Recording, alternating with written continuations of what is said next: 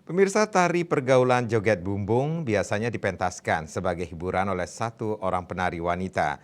Namun bagaimana jika tari ini dipentaskan oleh ribuan penari wanita sekaligus hingga tercatat sebagai rekor dunia Museum Rekor Indonesia?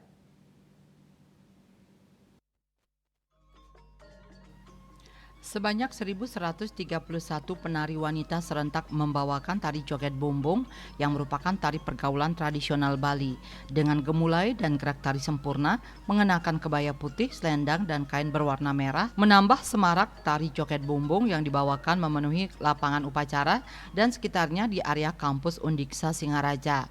Para penari ini mempelajari dan berlatih tari joget bumbung harmoni selama 2 bulan dan mampu mementaskannya dengan sangat baik dan indah.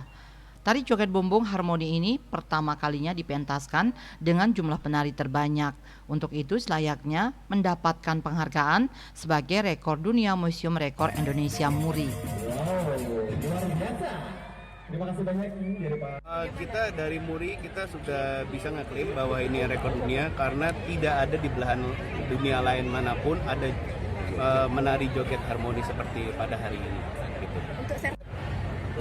Sementara pencetus dipentaskannya tari joget bumbung terbanyak, Wayan Lasmawan merasa harus mengembalikan kaidah tari joget bumbung sebagai tari pergaulan yang semestinya.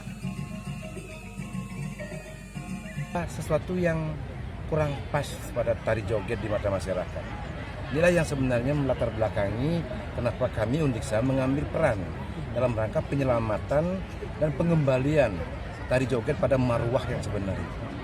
Itu sebagai tari persahabatan yang dilaksanakan dalam membangun sebuah keselarasan hidup, yaitu keharmonian.